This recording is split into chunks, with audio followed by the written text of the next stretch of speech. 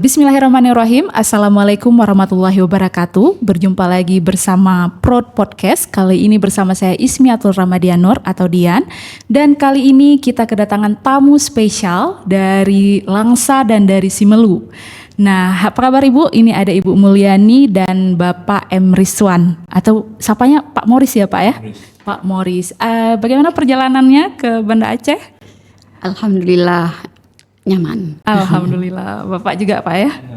Jadi hari ini kita akan berbincang banyak dengan tokoh masyarakat pesisir, di mana Bapak M. Rizwan dan Ibu Mulyani ini banyak berkecimpung di berbagai kegiatan kemasyarakatan, baik itu sifatnya budaya maupun kegiatan-kegiatan peningkatan kesiapsiagaan masyarakat di pesisir, begitu ya Bapak Ibu ya. Nah, hari ini kita tahu bahwasanya Indonesia adalah negara kepulauan di mana masyarakat tumbuh, penghidupan tumbuh itu di tepi pantai. Dari zaman dahulu Pak ya, perdagangan tumbuh di tepi pantai sampai juga sekarang juga perdagangan, penghidupan tumbuh di tepi pantai. Wisata juga Pak ya. Jadi hari ini kita akan mendengarkan secara langsung nih Pak cerita Bapak sebagai masyarakat, sebagai tokoh masyarakat dan sebagai aktivis yang memperjuangkan penghidupan yang lebih baik untuk kehidupan di pesisir. Kita hari ini berbincang santai saja, jadi tidak usah grogi Bapak, kita anggap saja ini di warung kopi ya Pak ya. Nah, bisa diceritakan sedikit Pak bagaimana kehidupan sehari-hari Bapak dan Ibu sebagai masyarakat atau sebagai tokoh masyarakat di pesisir? Mungkin dari Ibu dulu. Baik, terima kasih. Kalau saya kesehariannya itu di Gampung Telaga 7 sebagai ibu rumah tangga, otomatis kegiatan saya hanya seputaran rumah tangga. Baik. Kalau Bapak? Saya sejak pensiun tahun 2011 dari pegawai di pemerintahan Kabupaten Simelu, saat ini mencurahkan perhatian kepada masalah-masalah pengembangan kebudayaan dan pemerintahan pada umumnya. Jadi kesimpulannya saya lebih cenderung kepada sebagai pemerhati budaya dan pemerhati pemerintahan. Wah, menarik sekali Pak. Ini ternyata saya berhadapan dengan Bapak Ibu yang memang terlibat langsung di kehidupan di pesisir pantai ya Bapak Ibu ya. Nah, kalau Ibu sendiri apa sih yang Ibu suka hidup di pesisir pantai begitu Bu? Kalau untuk saat ini yang membuat saya senang itu tinggal di pesisir pantai karena kenyamanannya. Merasa nyaman, tenang, aman, didukung lagi dengan sosial masyarakatnya yang masih sangat tinggi. Itu. Iya. Terus dari segi mungkin kemudahan mencari rezeki mungkin Pak Bu ya? Mungkin juga. Karena kita tahu di laut ikannya banyak gitu ya. Dan begitu banyak hal yang bisa kita manfaatkan dari laut. Kalau Bapak sendiri apa yang membuat Bapak menjadi senang hidup di Simelu khususnya? Iya, karena saya berasal dari sebuah pulau di pesisir barat Provinsi Aceh, tentu membuat kita senang itu yang pertama panoramanya, alamnya. Suara ombaknya itu banyak mengandung seni begitu. Demikian pendapat saya. Tapi di balik keindahan itu kita juga mempunyai tantangannya Pak ya. Kita berhadapan dengan bencana, kita berhadapan dengan perubahan lingkungan dan lain-lain. Dan sekarang mungkin seiring berjalanannya waktu tantangannya semakin banyak ya Bu ya. Iya. Kalau Ibu sendiri tantangan terbesarnya kira-kira apa? Kalau untuk saat ini tantangan kehidupan kami itu mayoritas apa? Karena mayoritas di Telaga 7 itu penduduknya kan nelayan. Mungkin kalau dulu sebelum tsunami kehidupan masyarakat itu lumayan mudah dalam mencari rezeki ke laut, maksudnya dalam mencari ikan ke laut itu lebih mudah. Ataupun lebih bisa kita bilang lebih gampang dengan jarak jauh. Jarak tempuh ke laut itu tidak seperti sekarang. begitu setelah tsunami, jarak tempuh ke laut itu kan lebih jauh lagi. Dan hasil tangkapan daripada para nelayan pun kan nggak sama lagi seperti dulu. Baik. Nah, kalau dulu mungkin masih melimpah lah kita katakan hasil laut. Ya. Tapi kalau sekarang selain kurangnya pendapatan di laut, susahnya itu karena terlalu jauh untuk kita jangkau lagi mencapai. Baik. Berarti ada tantangan dari kesulitan mencari. Ya. Baik Bu. Kalau Bapak sendiri apa sih tantangannya sekarang yang Bapak hadapi? Iya, yang kita lihat tantangan ke depan ini kan masalah pemberdayaan ekonomi ya, demi kelangsungan masyarakat dan kehidupan mereka khususnya di wilayah pesisir. Demikian. Berarti faktor ekonomi menjadi tantangan terbesar saat ini Iya. ya. Apakah ini ada pengaruhnya dengan kebijakan pemerintah, Pak? Bisa jadi ada, ya kan? Bisa jadi juga karena faktor lain di luar itu. Atau ada perlu peningkatan kapasitas dari masyarakatnya untuk ini? Atau ini memang murni faktor alam? Termasuk peningkatan kapasitas kemampuan masyarakat, ya kan? Termasuk itu. Baik, kemudian apakah kerjasama ataupun gotong royong di masyarakat pesisir ini masih dirasakan ataupun ikut memudar begitu seiring mungkin dengan tantangan-tantangan lainnya? Kalau di Telaga 7 sendiri, kalau sifat kegotoroyongannya, mungkin kalau menurut saya masih seperti dulu, walaupun ada sedikit pergeseran atau perbedaannya, itu wajar karena faktor lingkungan kita kan beda, lingkungan yang dahulunya dengan lingkungan sekarang kan beda. Setelah itu kalau seandainya kita bandingkan dengan yang di kota dengan yang di desa itu, kalau sosialnya memang lebih tinggi yang di desa. Iya. Daripada kita bandingkan yang di kota. Kalau di Pusung sendiri berarti masih suasana Kalau di desa. Pusung itu masih suasana desa, karena segala sesuatunya masih dilakukan dengan gotong royong. Gotong royong. Tarik pukat. Apapun itu. Iya. Kalau tarik pukat itu udah pasti, karena kan dalam satu boat untuk berlayar itu mencari ikan kan nggak mungkin satu orang. Dia paling sedikit itu 20 orang. Berarti kan dengan sendirinya supaya berjalannya suatu boat itu kan harus lengkap anggotanya. Kalau enggak kan nggak mungkin kita sanggup kerja. Iya, betul-betul. Berarti dari situ kan nampak gotong royongnya masih, walaupun dengan gotong royong itu kita untuk menghasilkan, ya, untuk kebutuhan kita juga. Kalau seandainya ada pun salah satu di antara mereka yang nggak mau, maksudnya nggak bisa ataupun sakit atau apa, mungkin bisa jadi kendala, nggak bisa melaut karena nggak cukup kapasitas yang kita butuhkan itu ya. Iya, Berarti betul-betul. kalau gotong royong, jangankan dari segi itu, kalau dari segi yang lain pun, kalau untuk di Telaga 7 itu gotong royongnya masih tinggi. Misalnya itu di Telaga 7 itu ada terjadi musibah. Musibah apakah orang meninggal, apakah terjadi bencana alam kayak misalnya ada yang musibah di laut gitu. Itu setiap kegiatan bisa diberhentikan karena yang itu belum kita selesaikan. Oh. Misalnya kok di Telaga 7 itu misal hari ini ada yang meninggal. Setelah kita makamkan hari ini, itu kita nggak boleh melaut satu hari. Oke, penghormatan terhadap Iya, sesama masih sangat iya, tinggi ya Bu ya. iya. Masya Allah. Nah, untuk takjiahnya malam kan kita harus rame-rame, walaupun cuma 1 malam. Oke. Nah, tapi pelaksanaannya tetap sampai 7 malam. Cuma yang dibatasi nggak boleh melaut itu dalam 1 hari itu.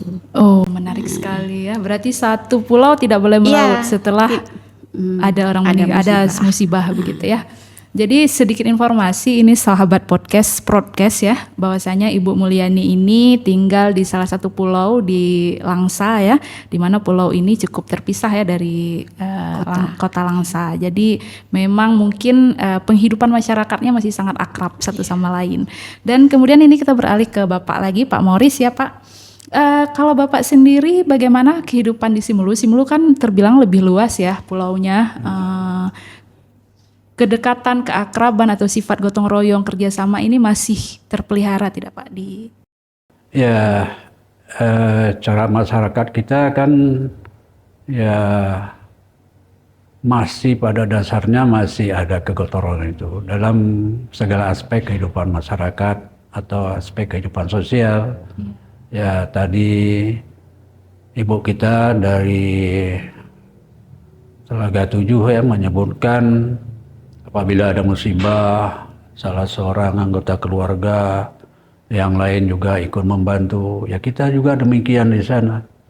Ya di sana salah seorang keluarga musibah yang meninggal dunia itu biasanya makan siang, makan malam di rumah duka tersebut itu dibantu oleh tetangga yang berdekatan. Saya kira begitu masalah.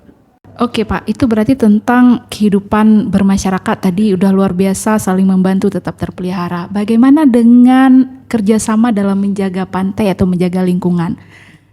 Saya kira termasuk juga masalah menjaga pantai karena mereka juga mempunyai latar penghidupan dari keberadaan pantai itu. Penghasilan mereka juga dari pantai itu, tentu mereka harus jaga dari hal-hal yang bisa merugikan mereka sendiri yang berkehidupan di pesisir pantai.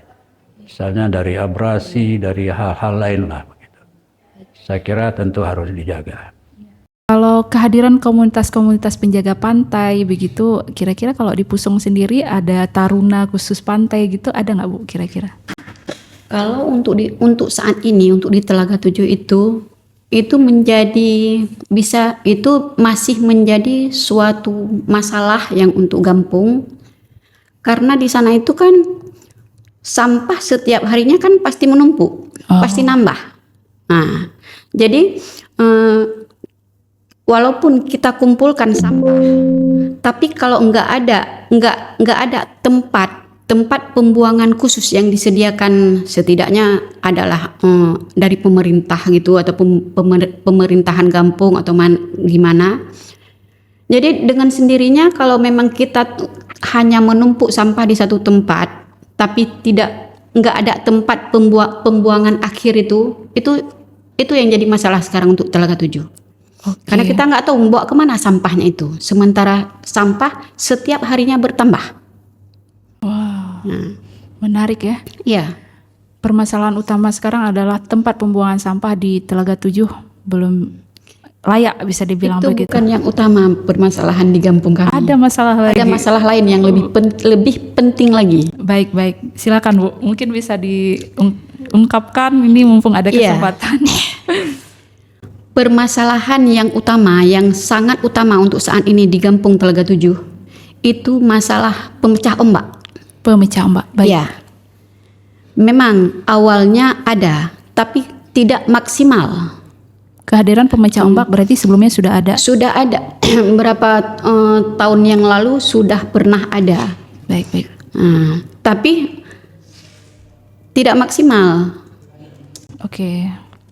Tidak maksimal di sini, tidak fungsinya tidak. Karena kalau untuk pemecah ombak itu rasanya lebih pas, lebih pantas lagi kalau untuk Telaga 7 itu seperti yang tahap pertama dilakukan melalui menggunakan batu yang digunakan kayak di Kusmawe itu kan. Itu jadi masalah utama untuk Telaga 7. Pemecah ombak itu sekarang. Okay. Karena sekarang kan airnya sekarang ini kan lagi pasang-pasang besar. Jadi dia air pasang itu melebihi daripada tanggul pemecah ombak itu. Oke, baik. Saya paham sekarang. Berarti ini menjadi sumber banjir rob di Pusong ya, begitu Bu ya. Oke, berarti tingginya tidak cukup untuk menahan ketika pasang. Iya. Wah, oke, baik. Ini sejauh ini sudah diusahakan untuk diadvokasikan ke pemerintah atau bagaimana Bu? Yang saya tahu mungkin sudah diusahakan, cuma belum adanya, belum kami lihat bahwa ada yang bisa memastikan bahwa pemecah ombak untuk di Telaga 7 itu Kapan bisa pengerjaannya. Kalau boleh tahu Bu, sudah berapa lama masalah ini ada di Pusong?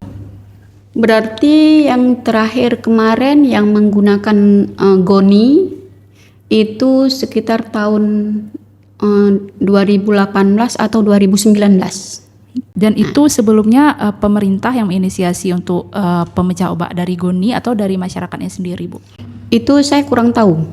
Nah, kalau memang bersumber dari mana itu saya kurang tahu, karena yang saya lihat dalam tahap pertama dulu itu menggunakan batu.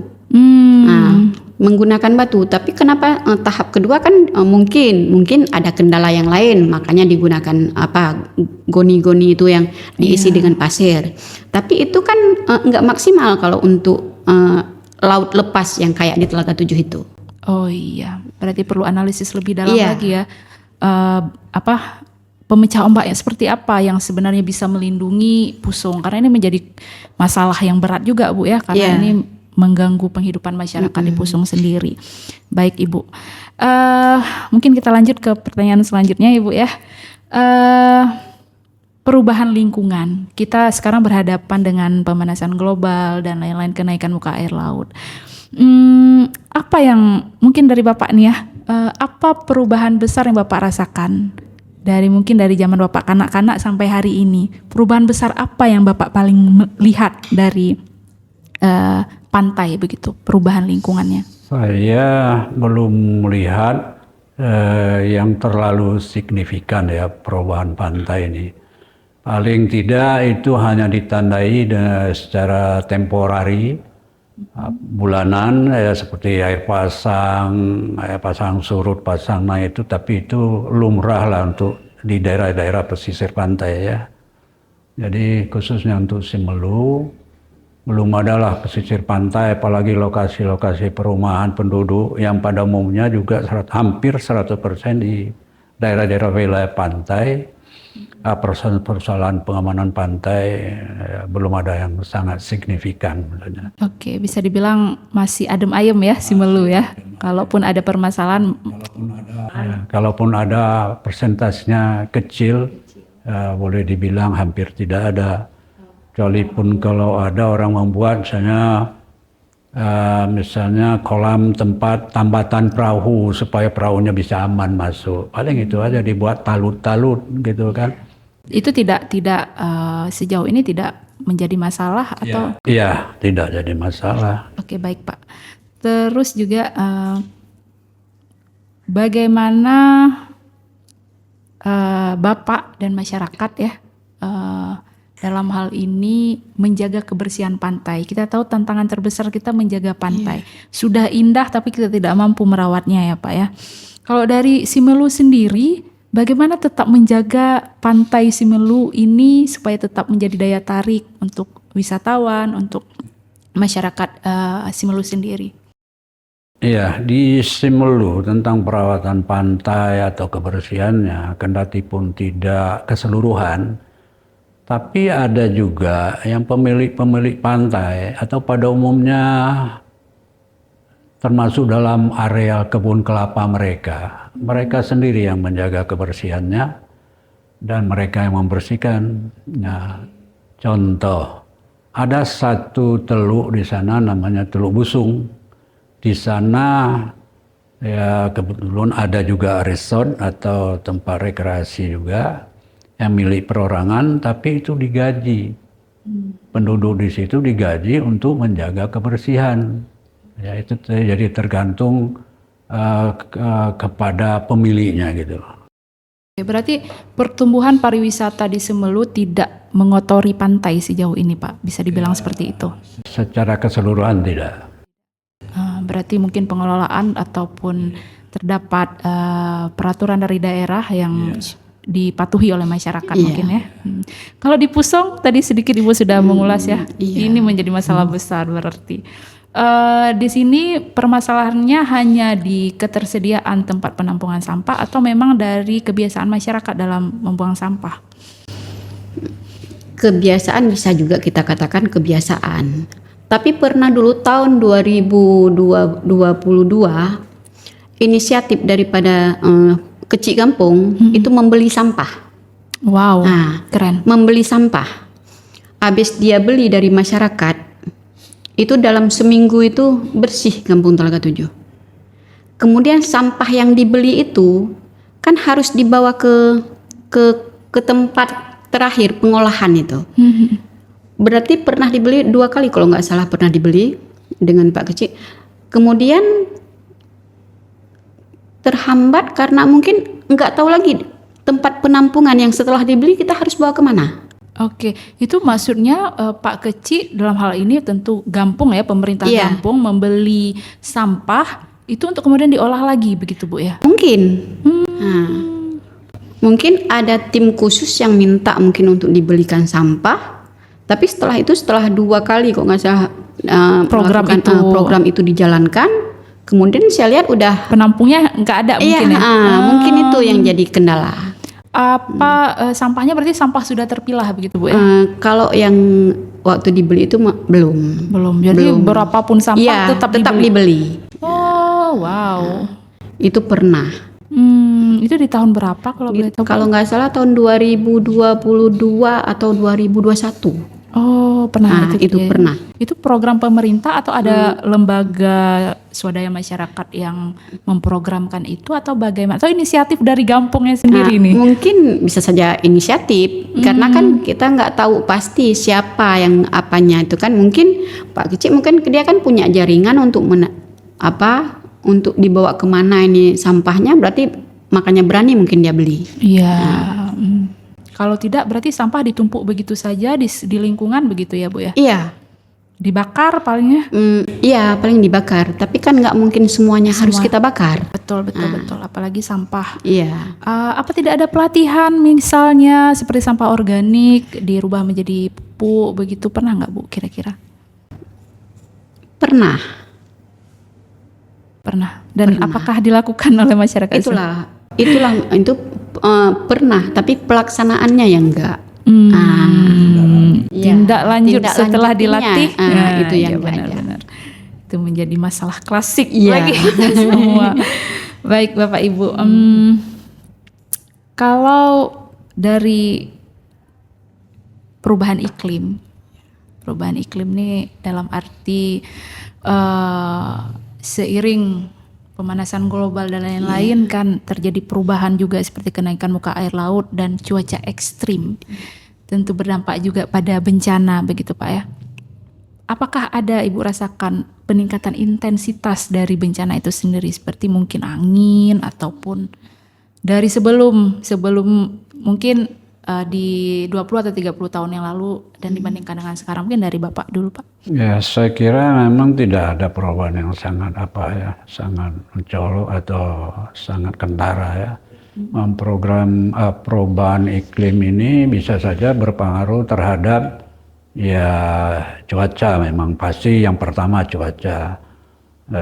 Terus mungkin ya musim hujan kah, angin kah, kemarau panjang kah, gitu kan.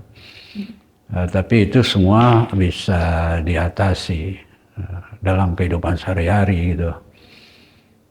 Oke, kalau dari Ibu sendiri bagaimana? Maksudnya kan ini tadi Bu udah bilang ada rob begitu ya. Apakah dari zaman Ibu kecil? Ibu berarti dari kecil Bu ya di Pusong Bu ya? Saya memang dasar dari Pusong. Lahir di Pusong, bersekolah di Iya. Pusong. Pusong itu luas nggak Bu? Kira-kira? Dulunya sebelum tsunami, berarti sekitar tahun 80-an, 90-an, itu luas wilayah Pusong lebih kurang lebih lah gitu, kalau yang saya tahu sekitar 30 sampai 32 hektar. Dengan masyarakat? Dengan jumlah kakak dulunya sekitar lebih kurang 700 sekian.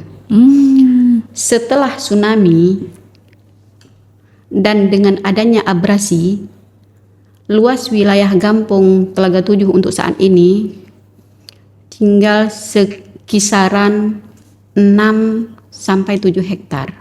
Wow. Dan penduduk yang masih tinggal di Telaga 7 itu kurang lebih 450 kakak.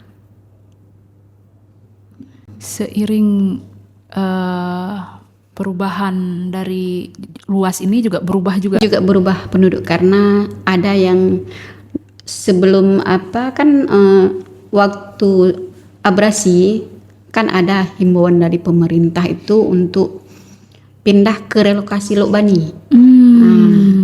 Jadi ada sebagian yang memang terkena abrasi itu langsung pindah ke sana. Oke, berarti ada perpindahan ya, Bu ya. Oke, baik. Berarti cukup ada dampak perubahan iklim itu, Bu ya. Seperti kenaikan muka air laut tadi ya, dan itu cukup mengganggu masyarakat di Pusung sendiri di Telaga 7 ya. Baik, kalau Bapak sendiri mungkin sedikit dicerita nih ya, ketika kita berbicara tentang Simelu rasanya tidak mungkin kita tidak bercerita tentang Semong. Iya. Mungkin sedikit Pak ceritakan pengalaman bagaimana Bapak mungkin dengan masyarakat ketika menghadapi tsunami di tahun 2004 atau mungkin ada bencana-bencana lain yang pernah Bapak hadapi di Semelu. Berbicara masalah Semong dari Pulau Semelu ya. Itu memang kita tidak bisa lepas dari 4 persoalan alam yang menjadi ciri dan kekhasan Simelu itu sebagai sebuah pulau. Dan itu masyarakat sudah sangat mengetahui semua, terutama kalau masalah Semong. Dia pasti sudah tahu kalau suatu ketika ada gempa kuat, kemudian air laut surut, jangan pilih ikan ke pantai, segera cari tempat yang tinggi. Karena tidak lama lagi pasti akan datang air atau yang disebut dengan kalau kita tsunami, kalau kita disebut Semong. Itu rata-rata penduduk sudah mengetahui semua. Sudah menjadi kearifan gitu. Jadi karena itu yang dibaca itu adalah tanda-tanda alamnya. Misalnya sudah gempa, air laut surut, lihat hewan ternak di pantai gelisah. Nah itu sudah tanda-tanda yang dekat sekali, jangan macam-macam lagi, jangan main-main lagi lah gitu. Segera, secepatnya itu kita harus menyelamatkan diri. Begitulah di Simelu itu menghadapi fenomena alam yang menyangkut dengan khususnya Semong ini. Sehingga terakhir menjadi perhatian dunia ya. Gitu. Berarti Semong ini bisa menjadi identitas baru ya buat Simelu sendiri. Bagaimana tutur masyarakat disampaikan turun-temurun menjadi edukasi yang luar biasa yang menyelamatkan nyawa begitu ya. Sepatutnya ini bisa menjadi contoh juga untuk kita di daerah lain, terutama mungkin zaman dulu. Kalau sekarang cerita tsunami sudah menyebar cepat ya begitu ya. Kalau zaman dulu tutur terus juga puisi ataupun syair-syair menjadi sumber informasi cerita yang bisa menjadi edukasi terutama terkait bencana ini. Kalau apa langkah-langkah, ini mungkin untuk Ibu ya, apa langkah-langkah yang pernah ataupun diinisiasi oleh Gampong atau oleh masyarakat untuk menghadapi bencana, baik dalam hal pengurangan ataupun mungkin ini kita harus bersiap siaga, bagaimanapun kita tinggal di pulau, apakah ada inisiasi untuk menciptakan kesiapsiagaan di lingkungan masyarakat dalam menghadapi bencana? Kalau untuk sementara ini mungkin kalau persiapan khusus enggak ada. Cuma di saat bencana itu muncul, seperti misalnya pernah di Pusung itu di Telaga 7 itu terjadinya kebakaran PLN beberapa tahun yang lalu. Jadi dengan sendirinya itu sebagian dari masyarakat, maksudnya yang wanitanya otomatis mencari jalan untuk keselamatan itu, maksudnya diarahkan kemana lah untuk selamat, untuk mencari keselamatan. Kalau yang laki-lakinya tetap mengusahakan untuk mengusahakan PLN-nya itu biar cepat padam. Nah, jadi setidaknya yang bagi perempuan yang memang harus kita selamatkan itu harus cari terus jalan keluarnya. Yang untuk PLN yang lagi kebakaran ini juga harus kita selesaikan. Iya. Jadi kalau Berarti ada pembagian tugas ya. iya, di situ jadi ya? kalau memang khusus kita siap-siap untuk menghadapi bencana atau apa itu nggak ada. Karena kita secara spontan. Iya. Misalnya waktu terjadinya tsunami, di sana alhamdulillah di sana tidak ada korban, cuman efek seperti itu aja. Itulah dengan inisiatif terus masyarakat boatnya ambil semua, apakan di dermaga Ikat orang terus ya? pada naik semua yang kemana yang bisa naik bawa terus ke Kuala untuk mengungsi. Nah, jadi itulah kalau persiapan khusus nggak ada. Belum ada apa ya? Segera ada. Ya, harus Kita segera usahakan. diinisiasi ini, Bu. Karena memang menciptakan kesiapsiagaan, Iya. edukasi terkait kebencanaan ini menjadi penting sekali, apalagi untuk wilayah-wilayah kepulauan seperti kampung Ibu ya. Nah, kalau mungkin ke Ibu lagi nih, apa ada pelatihan-pelatihan selama ini mungkin dari pemerintah ataupun dari NGO, lembaga swadaya masyarakat yang datang khusus untuk melatih masyarakat untuk memiliki kapasitas dalam pengurangan risiko bencana sejauh ini? Mungkin dalam 5 tahun ini? Dalam 5 tahun ini mungkin yang saya tahu mungkin belum ya. Belum ada. Belum ada yang datang ya. Yang datang ya. Untuk mungkin sekedar sharing apa saja bencana yang berpotensi terjadi di Pusong begitu ya. Belum ada. Oke, baik, akan menjadi catatan.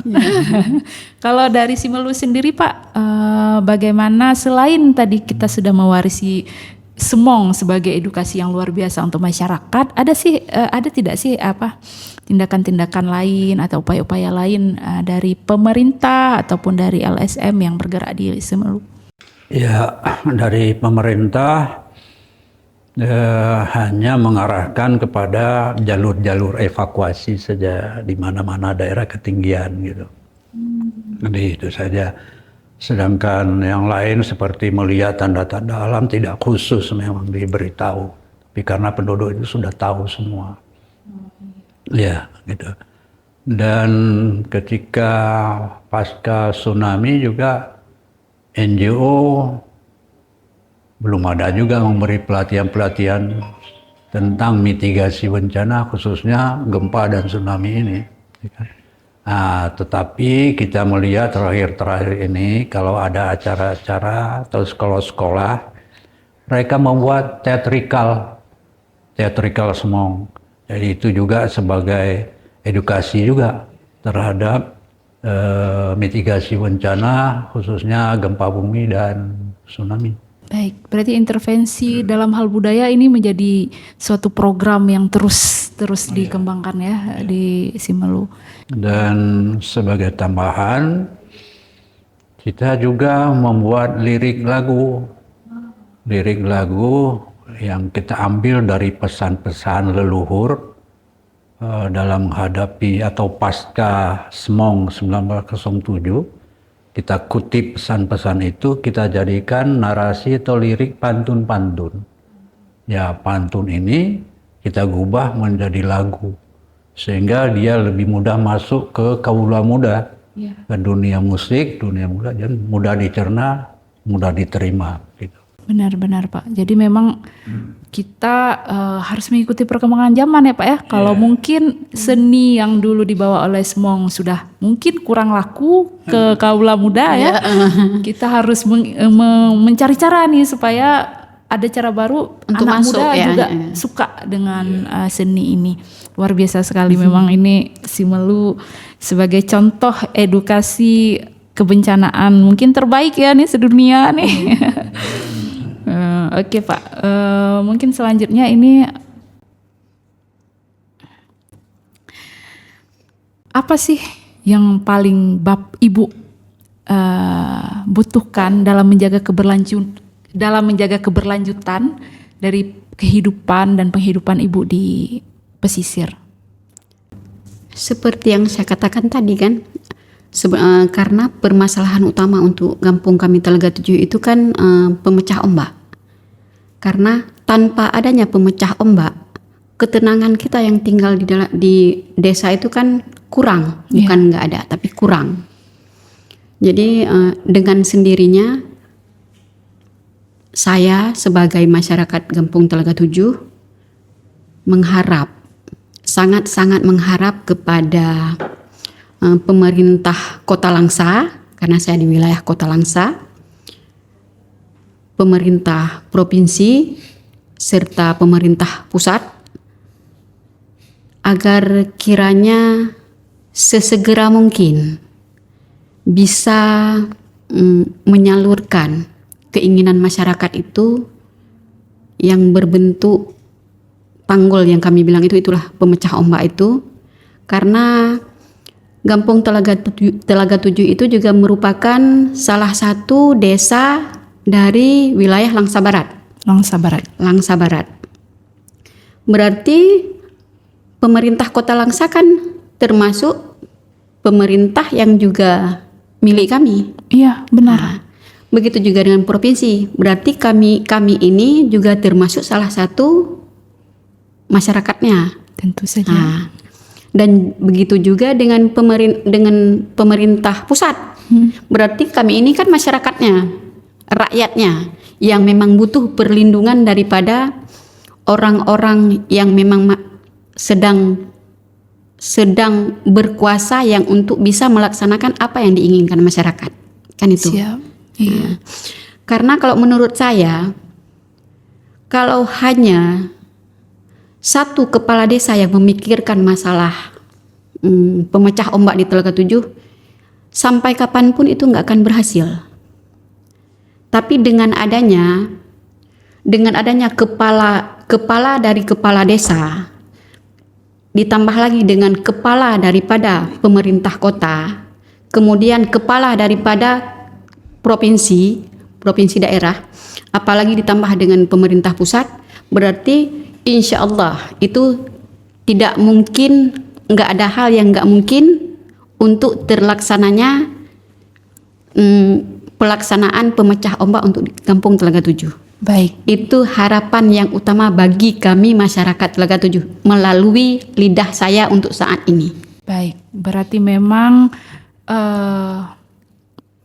semua pihak diharapkan untuk sama-sama memikirkan apa solusi dari banjir rob yang sudah menahun ini ya Bu ya, yang sudah mengganggu kenyamanan, ekonomi, bahkan kehidupan sehari-hari dari masyarakat di Telaga 7.